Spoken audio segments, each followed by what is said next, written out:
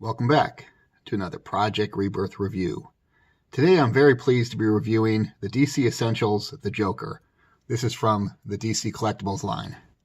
Here's a look at the front of the box. Here's the left side of the box, the right side, and here's a look at the back of the box.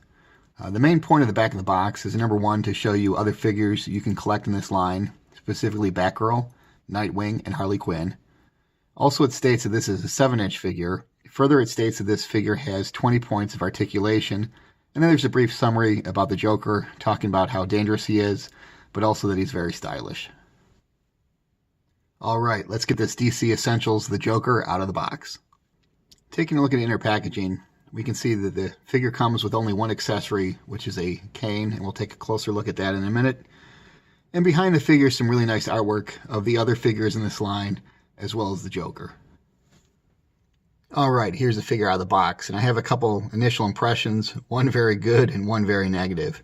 The very good one is, how well nicely painted and well detailed this figure is. Overall, it looks great. The bad first impression is, man, is this figure hard to stand up straight, or to stand at all, I should say.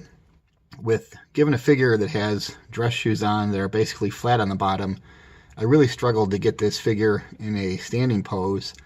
And right now he's kind of hunched over in a way that he looks like he really would be an old man that needs this cane. So I have not yet got the feet to work together properly to stand up straight in just a normal position. So those are a couple initial impressions, and we'll see as the review goes along if balancing gets any easier. But right now the feet are very difficult to maneuver, and when you push them down a little bit, they kind of want to jump too far in the direction you're pushing, and really kind of struggling with that. Maybe it's just my figure, I don't know, but just wanted to give you that heads up. Let's take a look at the sole accessory, which is the Joker's cane. This is really pretty cool looking with some nice paintwork.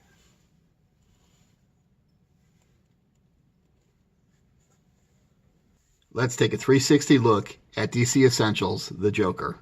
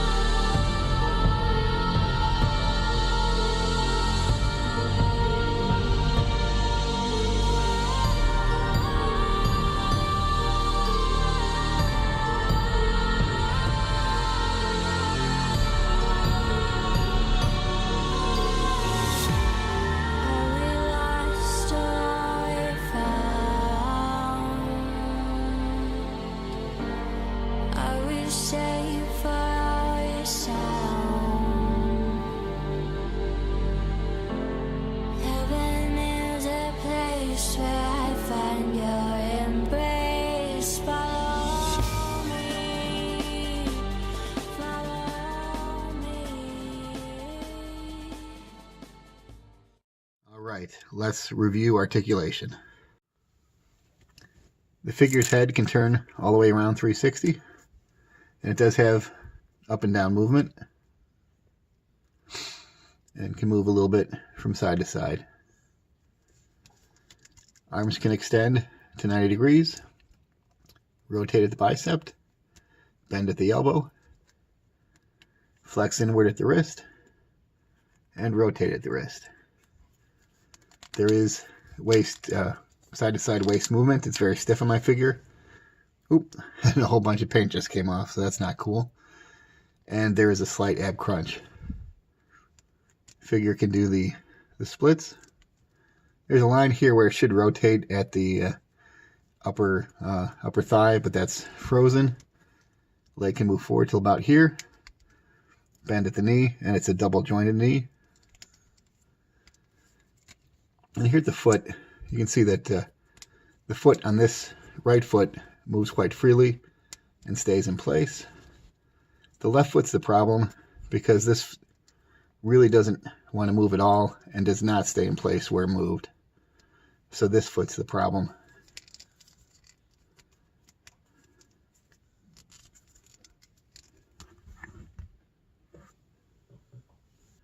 Alright, let's compare this DC Essentials Joker with some other figures. Here he is alongside the Joker from The Dark Knight Returns. Here he is alongside the Batman Missions Harley Quinn. Next to the DC Icons Harley Quinn. Next to the Multiverse Harley Quinn. And scale-wise, these two figures look the best together. Next to the Arkham Knight Commissioner Gordon. Here's Joker next to the Arkham Origins Batman. With Batman from The Dark Knight Returns. With the Penguin. With the Riddler. With the Batman Missions Riddler.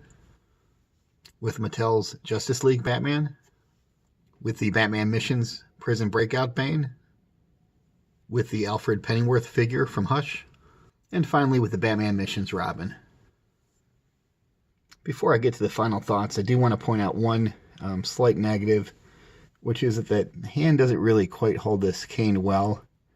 So it keeps wanting to, the head wants to drop inside the hollow of the hand. And there you go, it's probably the best pose you can get with it.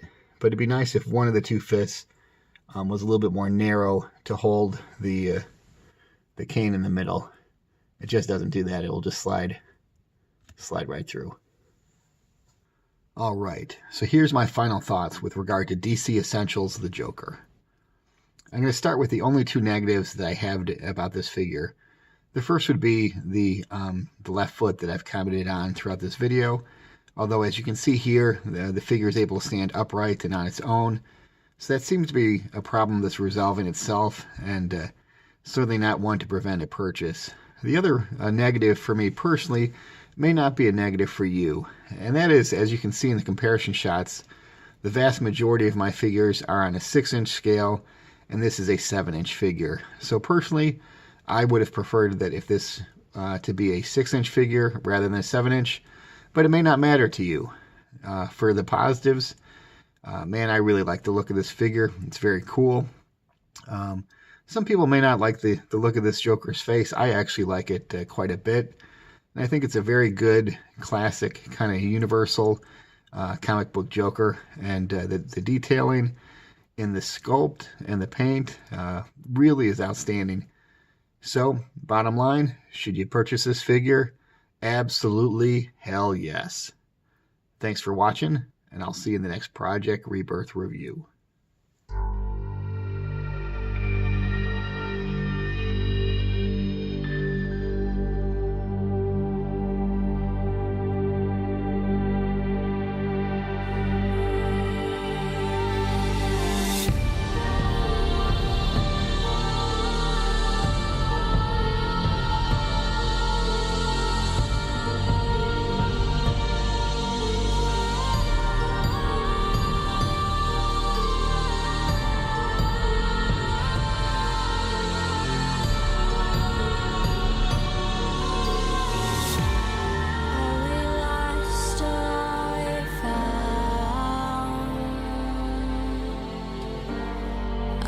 Safe for our side.